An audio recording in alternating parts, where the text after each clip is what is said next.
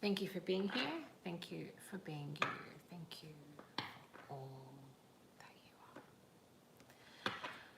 are. Okay, I'm going to try and take this slowly because this is an important conversation that I've been wanting to hold with you all for some time, and I'm not really sure how to talk about it.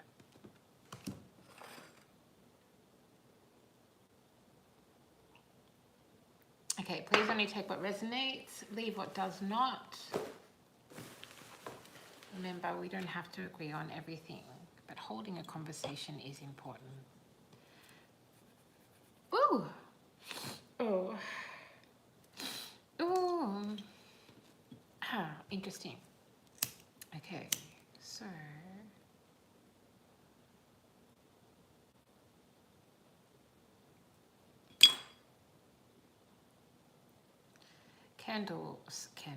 sandalwood. We're working with sandalwood today. That might mean something for some of you. This message is going to be about the internet. Yeah. And the message is the internet is inside of you, inside you. There's a double entendre, there's a double meaning to this channeled message because it's really like bad and scary and dark and shadowy and apocalyptic in one way, because it's coming through as wanting to make it clear that the internet is inside of us. The internet has crawled inside of the collective mind, right? The hive mind, as some may call it, which I know is something that also started, ironically, from the internet, I believe. So in that way, it's very shadowy. And then the flip side of that, the flip side of the message is that the internet is inside you because, and I've said this a few times here at Codes of Harmony, as well as in conversations with people, is that the internet, the blueprint of the internet is the human mind.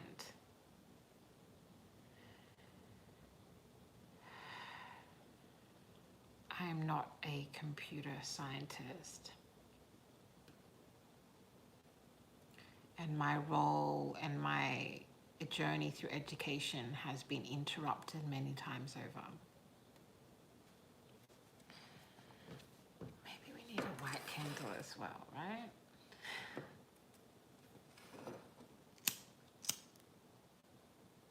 Let's call in extra protection. And this message isn't only for people that believe in or understand or connect with ideas of spirituality. This is literally a message for every single person that uses the internet. The way that I will initiate this conversation, though, is saying this is a message from a telepath. I am a telepath. I am very, very telepathic. There are many of us who are telepathic. In fact, it's one of my favorite things to say is that we are all magic. We are all telepathic, just on different levels and in different lifetimes, regardless of whether you believe in or connect into that concept. Okay, all right. Dropping the guard, dropping the layers, taking the armor to a safe distance.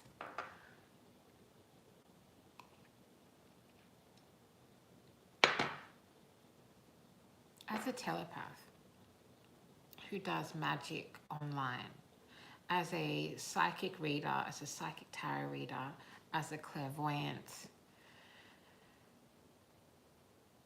which is a job, it's a job, in case anybody was had missed that in the last, millennia of time, to understand that it is a job to be a fortune teller, a telepath. saw the CIA turning on a computer. As a telepath, I can tell you that something has started happening. And if you are somebody who does this kind of work online, it's really important for you to hear this, but it's also important for people who make any kind of content. So whether you're somebody that makes dance videos on TikTok, or you're somebody who makes stupid comedy, funny things for people to laugh at on their reels on Insta Spam, you need to understand that, as I said, we are all magic, we are all telepathic, and the internet has crept inside of our minds, of our psyche, in a way that is just very obvious to somebody who is an actual telepath, who's an actual, my job is to be telepathic. My job is, I get paid to be telepathic, right? Unfortunately, so many people just look at free readings online now and don't want to actually have in-person readings. I'm hoping that's going to change for everyone, not just me. But this thing started happening. Let me just say it. This thing has started happening where, fuck that fly. That's going to annoy me. That's why I'm being distracted. Okay.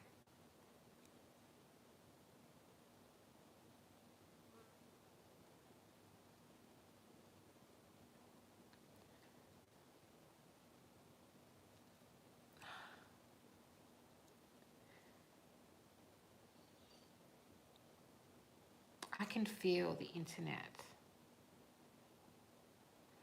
I can feel all of the toxic, horrendous things that are being shared on the internet. If you're a highly attuned telepath and you are doing this work online or engaging at all with the internet, you may have noticed this. It's not the same as like, this is such a big conversation.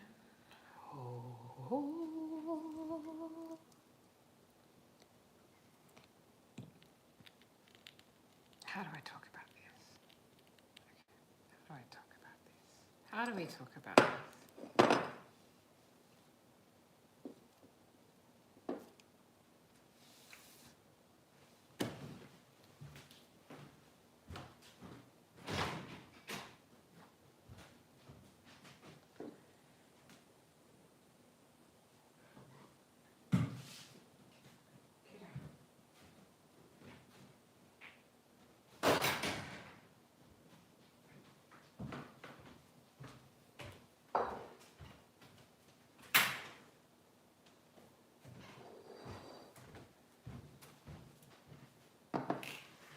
Okay, maybe I can start by, I will compare it to some things. I've been doing research into AI development, and specifically the way that humans, particularly humans in quote unquote third world nations or more impoverished, generally speaking, less European or Eurocentric countries, where in order for AI to develop, for example, GPT, I always get those two confused. That just shows how much I do not engage with or want to have anything to do with that level of dependence on AI. That in order to develop and train them, they were paying, I believe this was in different parts of Africa, they were paying people a tiny, tiny amount to basically look at and grade and process some of the most horrific things that you can see. Some of the most awful, vile things that you could possibly see. And the people working in these horrific spaces in order for us to be able to ask chat GBT if, you know, how to make a sandwich. In order to do that, they had actual real humans looking at all of this footage.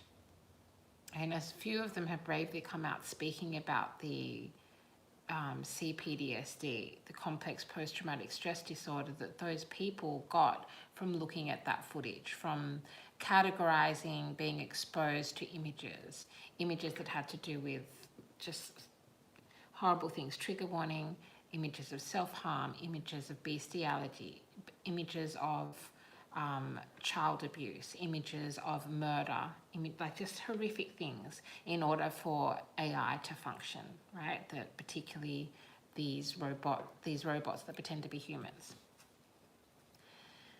That trauma is happening on some spiritual or psychological level for everyone who is engaging in the internet.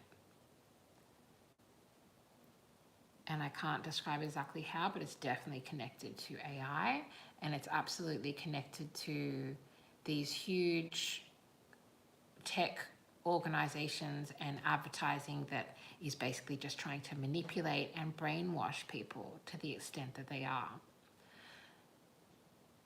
So the people who were in those training facilities to create AI as you know it, they ended up with just terrible. Not only were they in awful working conditions, but and getting paid almost nothing, but they ended up with trauma from being exposed to all of that horrific stuff that you would perceive to be on the dark web. Just clearing the space, clearing the energy. That is happening for me as a telepath. That is happening for me on some level that I can't even properly talk about, where I am having images flashing in my mind. I'm having sleep intrusions. I'm having, they're not like the spiritual downloads that, it's not a spiritual download. It's like a fake, phony, electronic, digital, algorithmic download that is trying to come through often. And I've identified it now and I can sense it and see where it is. But that has taken me so much hard work. And I just don't know what it must be like for somebody who's not a telepath and is not aware of and has not spent years training to identify, to sense, to see, to feel that energy and to be able to talk about it. And I feel like this is very dangerous for the spiritual community.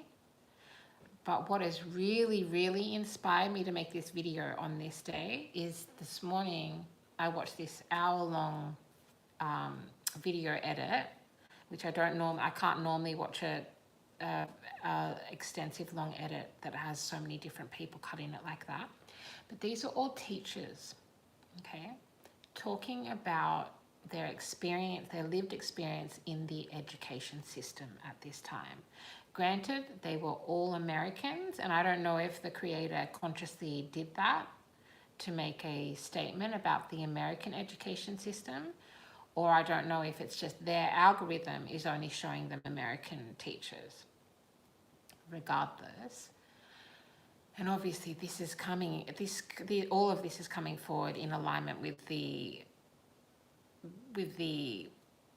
truths that are being revealed in American culture at this time, particularly to do with women's rights, particularly to do with protecting children. And these teachers were talking about what they are seeing in the students, in the kids, in their classes, and I was almost shaking by the end of it. And it made empath tears. And it just was a huge confirmation of this thing that I've been sensing about a brainwashing that's happening from the internet and a um,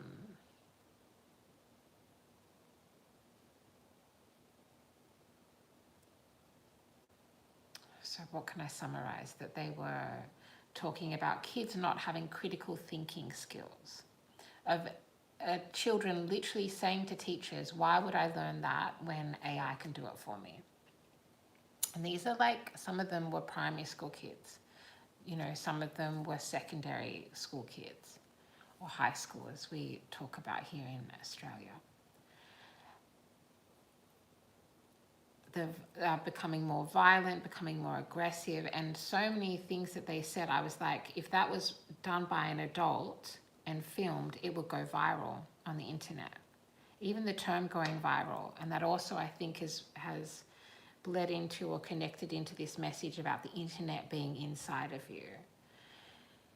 There's the organic, beautiful, natural internet of the human mind and of community and family and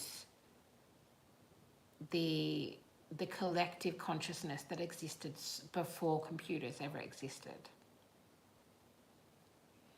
That is inside of you. That is what all AI has been based on, and particularly if you are naturally telepathic, if you're naturally intuitive, if you are a natural empath, but also if you're not. And I guess that I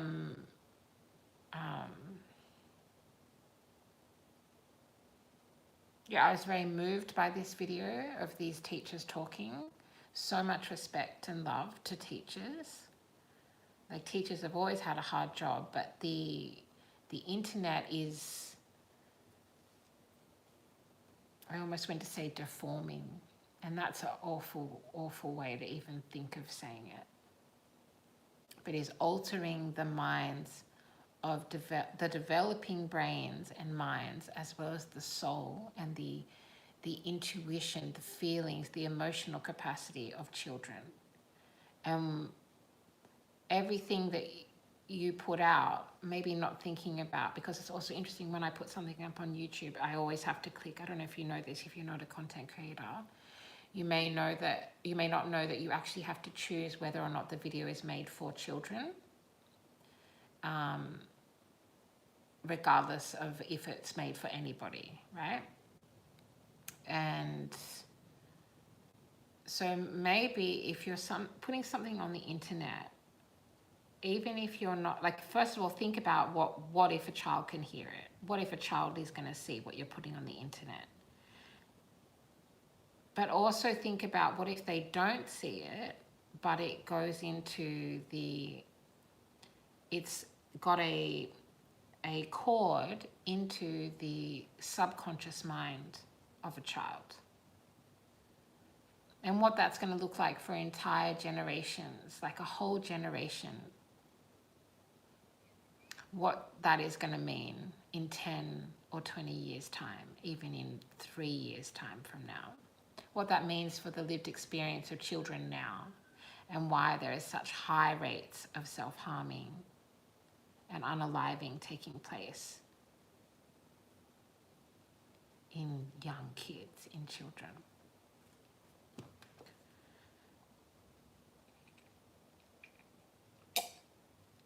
So,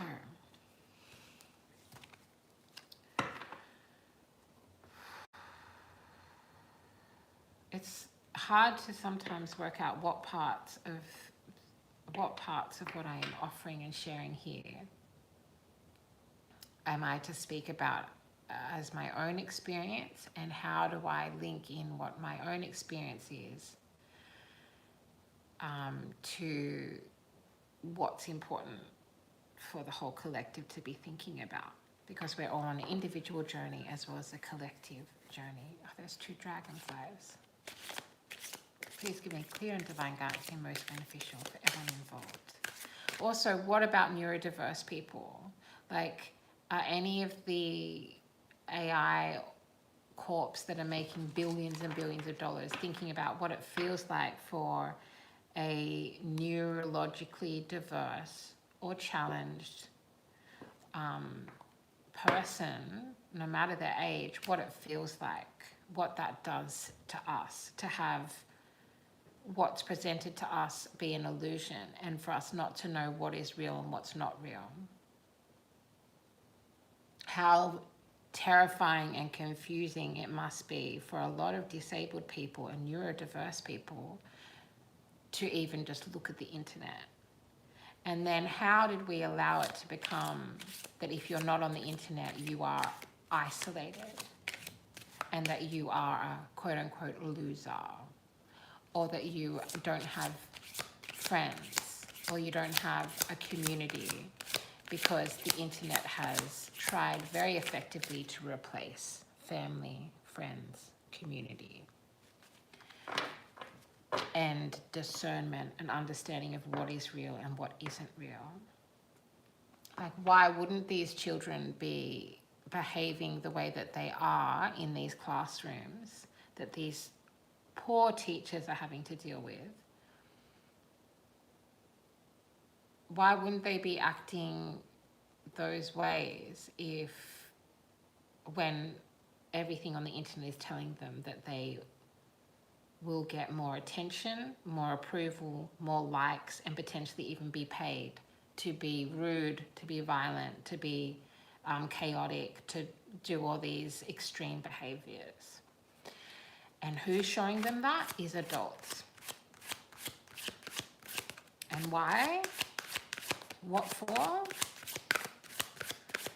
Some of the things that one of the teachers was saying about the reading levels, the reading capacities of the children is terrifying. Very, very concerning. And I say that as somebody who is neurodiverse from, like, I've always loved reading, but I had a type of cancer that attacked my, and to some degree still does attack my brain, making reading a different experience for me since the cancer. Okay, this is such a huge conversation. I'm just going to try and ground in and anchor in with some cards. So I'm reading with the Dark and Dangerous. Yeah, Deep, Dark and Dangerous Oracle. That's what it looks like. And I thought that this was an appropriate oracle card, oracle deck to work with.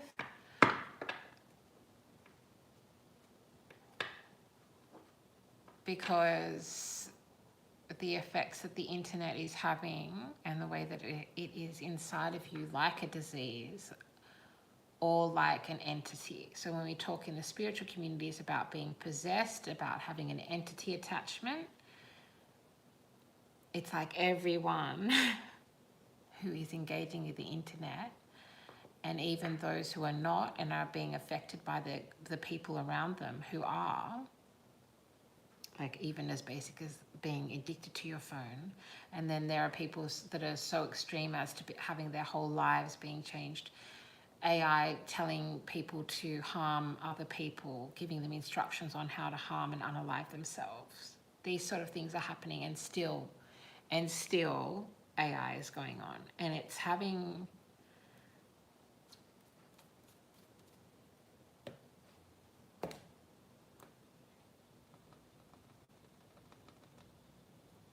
and it's kind of like, it is kind of like thought projection. So as a spirit, I'm trying to make it as easy to explain as possible. It's really difficult.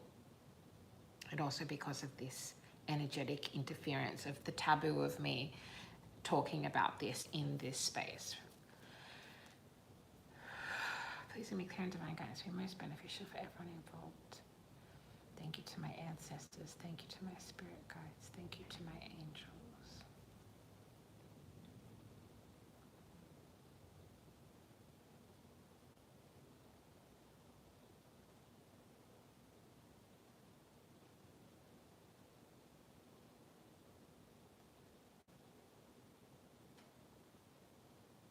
And the way that it is showing up as these two different ways that this channeled message, the internet is inside you, in the shadow, in the dark way, is like a cancer, like an entity, like a like being possessed, like a demonic possession, as well as really like the way that a disease or a cancer actually works.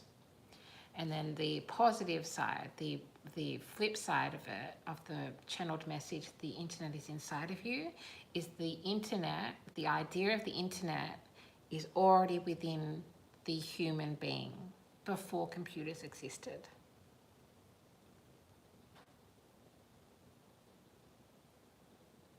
And we as a collective have to choose which internet we want.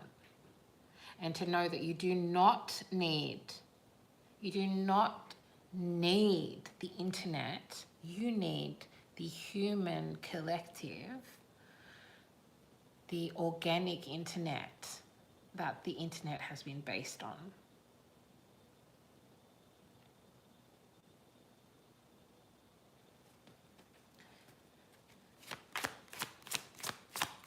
Please give me clear and divine guidance to be most beneficial for everyone involved.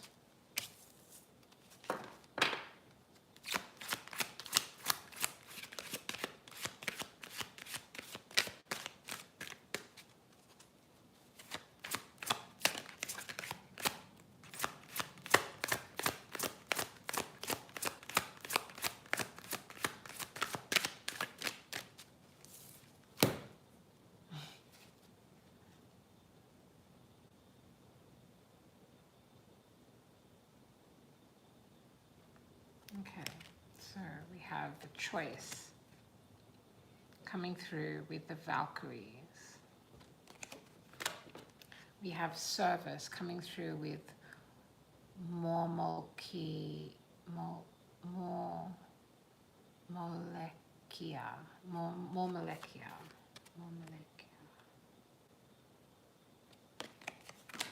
And one more, please, from the deep, dark, and dangerous oracle.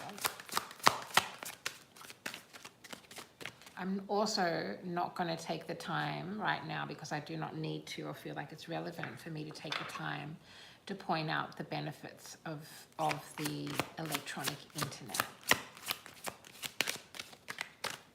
It's funny to say electronic internet because really human beings are also electromagnetic. But let me try and stay focused, right? Please give me clear and divine guidance to be most beneficial for everyone involved.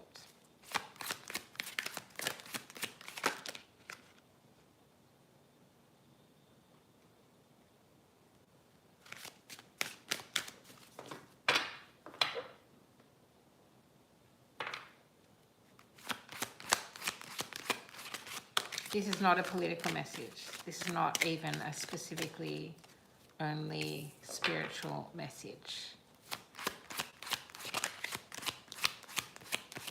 And it's hard not to feel some kind of anger and frustration as somebody who I am. That I remember when COVID took place, when the COVID started, that there was this window of opportunity. There was this almost like a renaissance of consciousness and of spirituality and of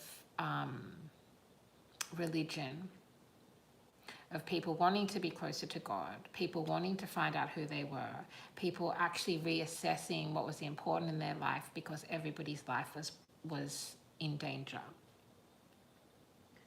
And then the whole thing of working from home, from being in isolation, being in deep hermitude, which is something people on a spiritual path, even using that term,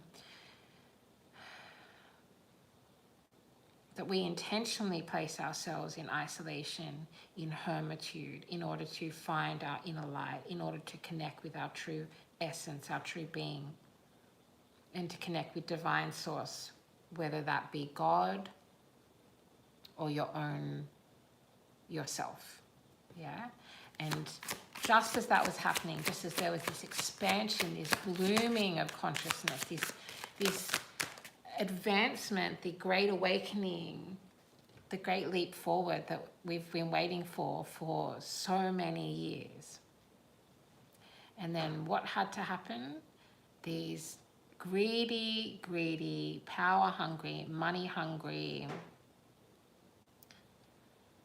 corporations, tech corporations, have just tried to swoop in and target and take advantage of that great awakening. And so many of us unknowingly took a bite of the poison apple, right? Please for me, clear and divine guidance be most beneficial for everyone involved. Synergy. Okay, so now we have chaos, harpy with chaos, and synergy. Sorry, chimera with synergy. I don't know all of the names of all of these mythical beings, even though some of them I know, if that makes sense. So let's start with Valkyrie. And I don't usually read from the book, but I am going to today because it's just such an expansive, like it's a really big conversation.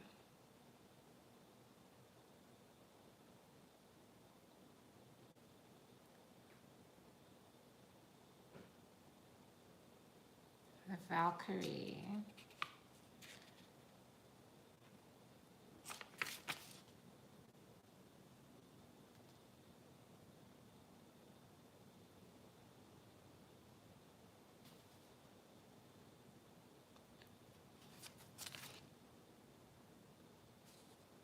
It's on page 111. Interesting.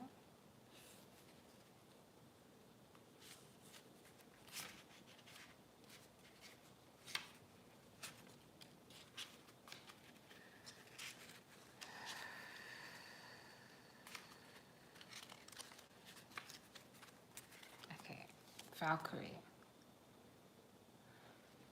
You have control over yourself only, and you can choose your thoughts and actions. It is never too late to change. You can transform your fears, be courageous, even though you may be fearful. The duality is choice, consequences, and self and community. Oh. Oh.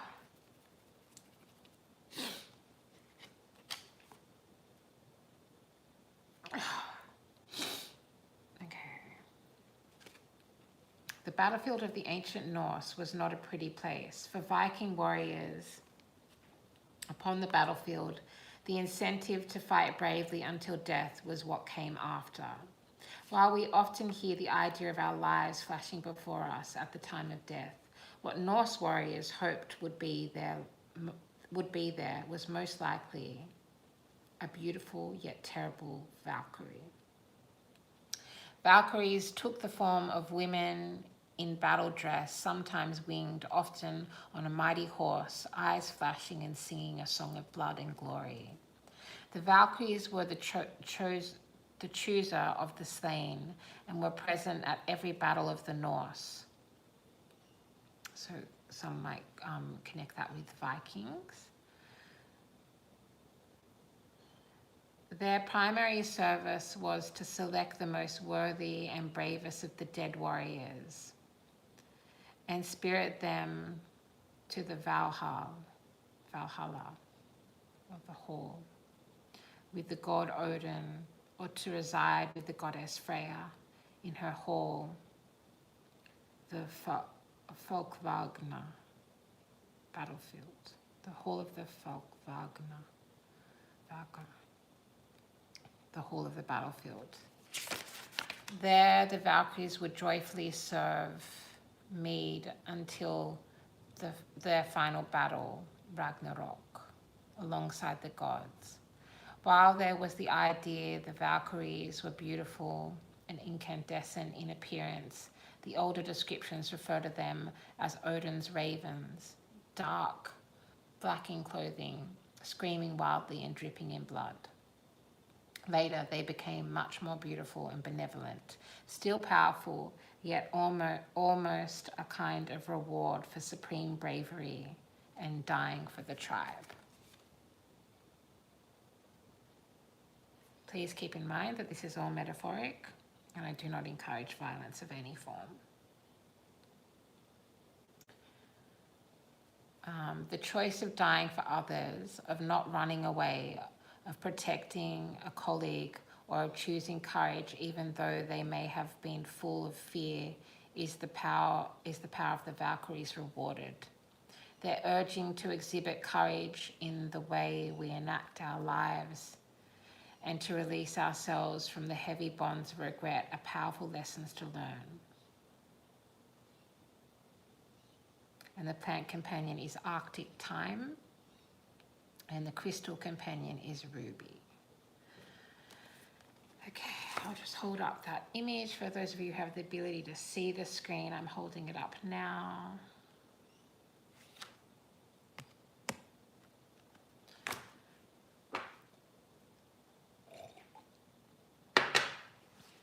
Okay, now what I'm going to read is Synergy with Chimera. I'm not sure if that's how you say it, and that's number 32.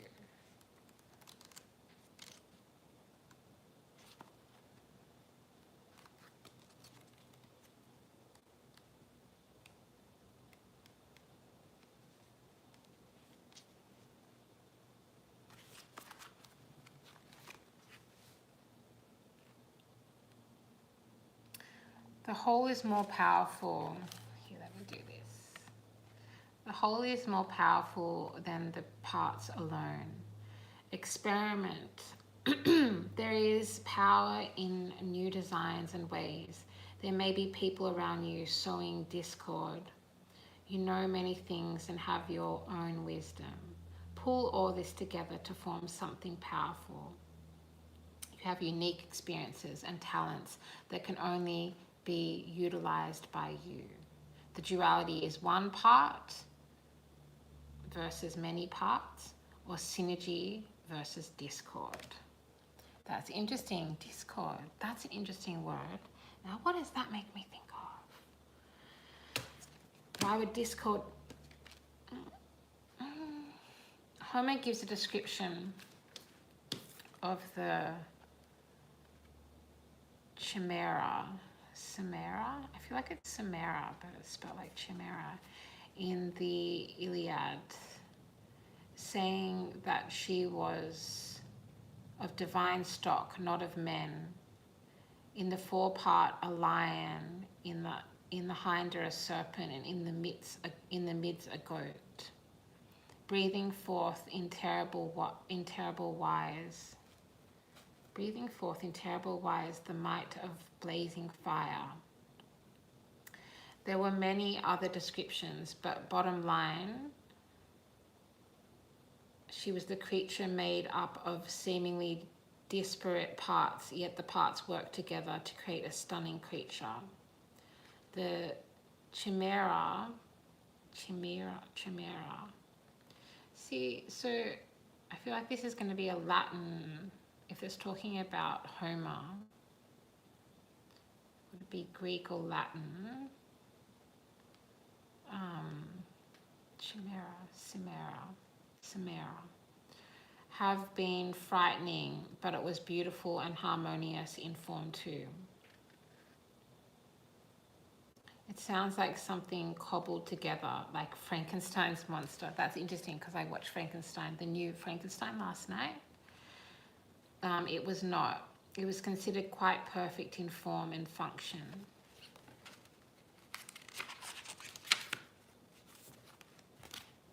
And something to be viewed with wonder. While the chimera appears in Greek mythos and art, she also appeared in 4 BCE Etruscan art and on Indus seals of the same period. The Chimera were born from 2 incredible Titan monsters. the echidna and the typhon. Echidna was a giant half woman, half snake, and the typhon was a deadly serpent-like titan born from Gaia and Tartarus. Sadly, the Chimera was killed by yet another hero, Bellerophon, the king of Lycia. Had it out for Bellerophon and wanted him eliminated. He ordered the young man to find and kill the Chimera, as it was killing the cattle of his farmers and devastating the country generally. The real reason was that he thought that the Chimera would simply eat Bellerophon, and that would be that. However, the king neglected to remember that the hero owned the infamous Pegasus, the winged horse, and flying above the Chimera, he was able to kill it from a safe height. Plant companion is the Eggleson's Chimera, a kind of camellia, and the crystal companion is Emelite. There's so much energy trying to interfere with what I'm saying here. It's so boring.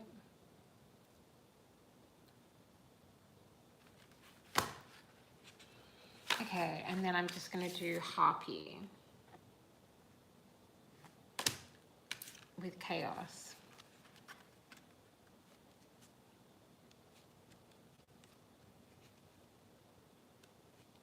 So choice, synergy, and chaos.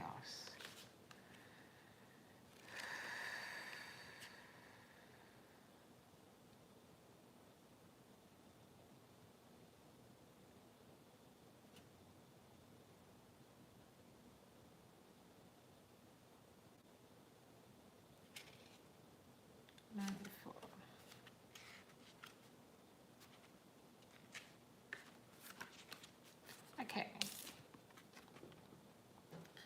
Chaos, the Harpy. The situation will evolve very quickly. Remove yourself from the influence of chaotic people and situations. Stand firm. Justice is being sought actively and may well be found. Organizing influences must be found to turn chaos into advantage. Do not be hungry for the wrong things.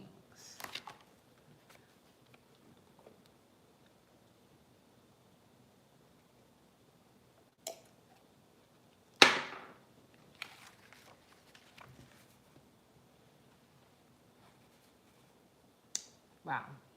Do not be hungry for the wrong things. I feel like that connecting into this message about the internet being inside of you.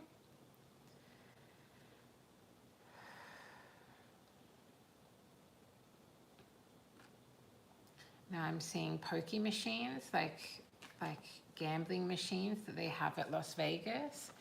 And I've been thinking, I was talking to someone the other day about how they are designed to be overstimulating, and they are designed to attract you with bright colors, with flashing lights, and with audio that matches up with those flashing colors. And then combining that with the action of pulling the lever or pressing the button. And there are people that lose their entire life savings through things like that. And so there's something important about understanding that when you're using the internet and using a telephone connected to the internet. It's like, it's hard because I could go into talking about radio waves and 5G, but people just switch off when you start talking about that on a certain level, and I understand why. I completely understand why. There's like a missing part to that conversation that I'm so close to working out how to explain and express. Like, I'm so close. I'm very close to that. And maybe on some level, that's why there's been such an increase in interruptions and people sending energy to try and stop this work. But once a revolution starts, it cannot be stopped.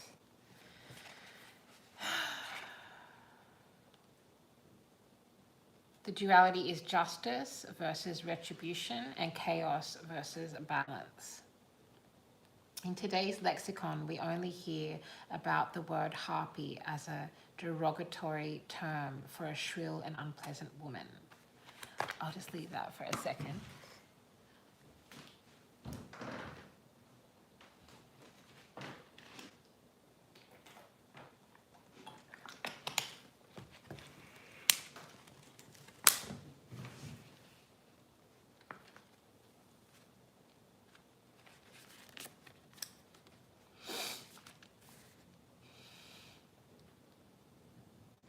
Women who are outspoken and who work within patriarchal systems often get the term thrown their way, and it references a screeching and thoroughly ugly and unpleasant creature of the ancient Greek and Roman worlds.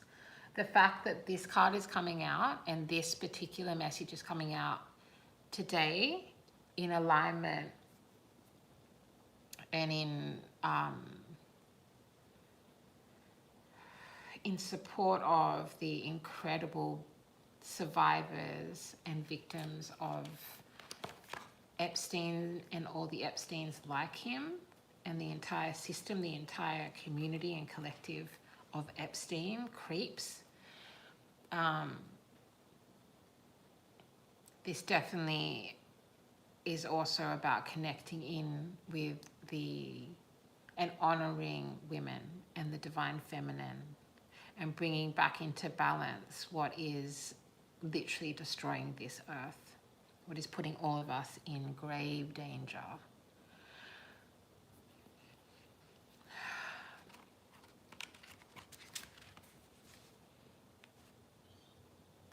The origins of the harpies were associated with the elements of air and wind. The most destructive winds were caused by the harpies and always brought with them terror and chaos.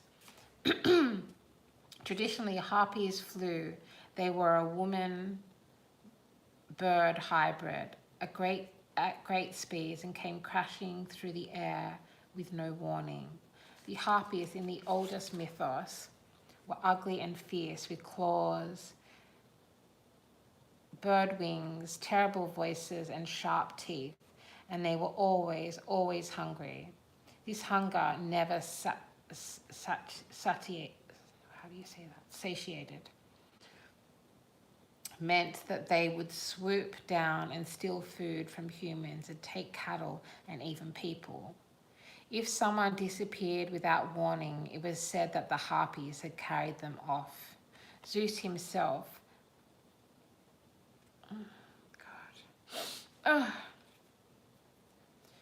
this, if nobody knows what channeling is, this is what happens when you're channeling.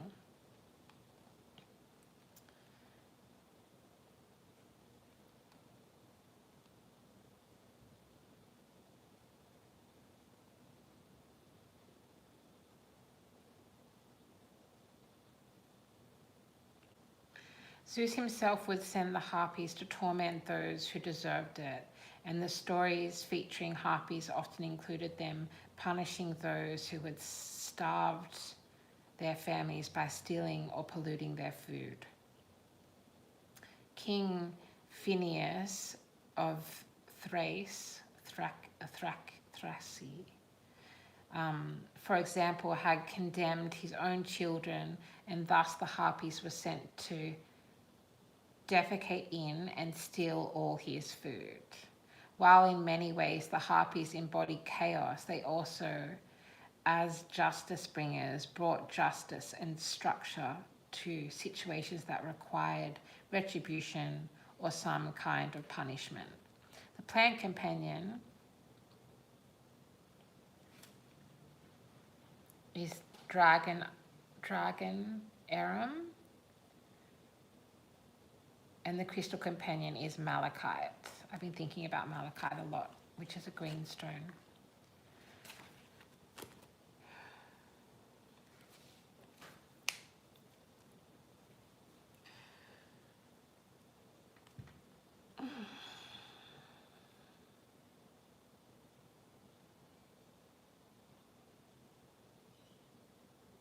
If any of this is resonating with you, please go and find and look at or listen to, research what teachers are speaking about at this time. And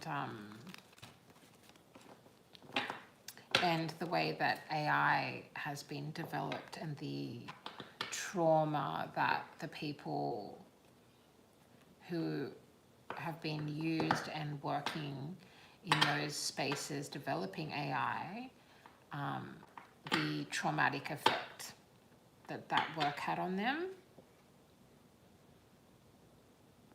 If you're a reader, if you're a tarot reader, if you're a life coach, if you're a spiritual guide, if you're a priest, if you're a preacher, if you are somebody trying to provide insight and guidance via the internet, understand that you are not just putting into the internet is putting back into you. You are not just clearing the space.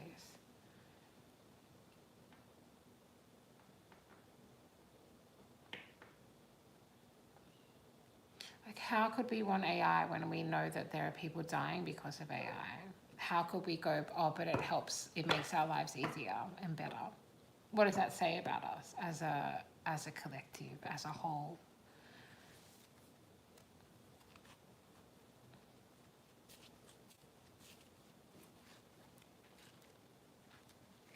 I'm not expecting everybody to become hippies. I'm not expecting everybody to have the same level of empathy as deep empaths do. I'm not asking or expecting people to change how much they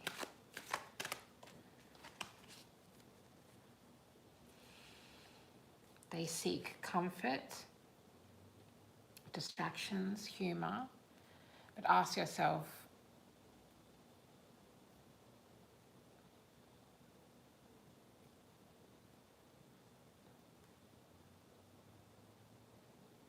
where could you be receiving and giving and exchanging that in other places?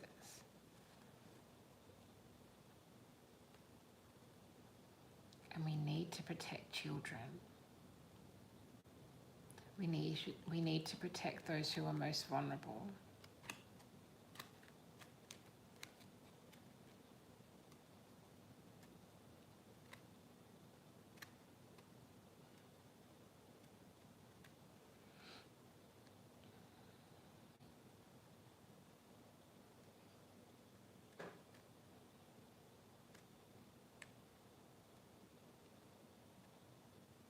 We speak about etheric cords, cord attachments. So it's like when you have an energetic cord to somebody in your life. And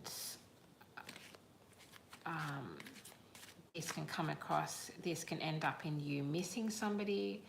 It can end up in you caring about somebody. It can end up in you hating somebody. It can end up in you having strong memory association with that person. It can end up in you having even developing phobias, fears, trauma from your experience or your energetic connection to a person. Now imagine if that person was the internet.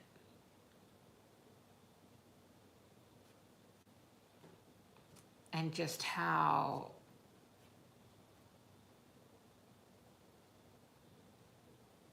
understand that cord is within you. We have, without realizing it, we have allowed it to really infest, really anchor in, really get inside of our minds as a whole and anchor in and hook in. And the effect, the the neurological danger and harm that that is having on people is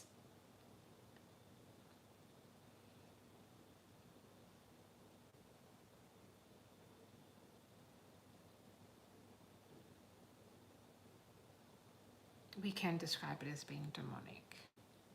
But I don't want to be using terms that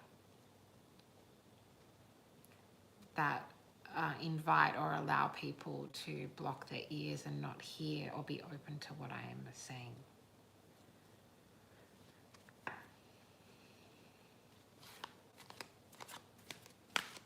And I will close this message out by saying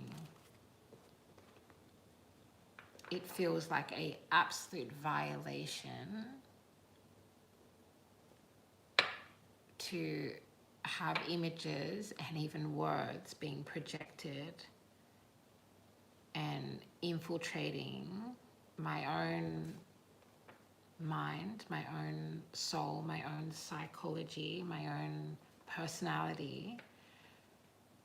If it is so invasive and it is so inappropriate and it's so disrespectful and it's so bad for, it's like interrupts work. It is interrupting the work that I'm doing. And then I also know that other telepaths can pick up on what's happening inside of me, and I can pick up on what's happening inside of them. And it is like the internet is trying to insert within that space just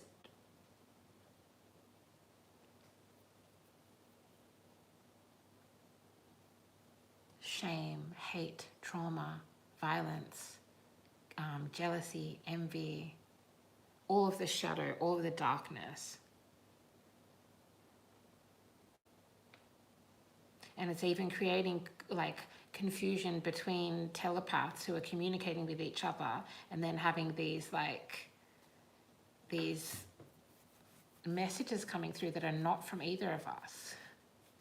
And so it's like, what if I'm noticing that happening between different telepaths, different telepathic beings, what is that doing to people who are not aware that they're telepathic, to people who are not by nature, by virtue, telepaths, but they're sensing and feeling it? Because you can walk into a room and you can feel what's happening in that room on some level.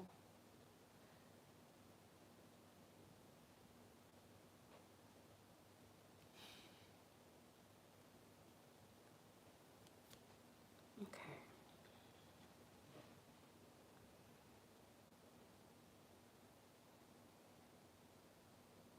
And remember that before computers ever existed,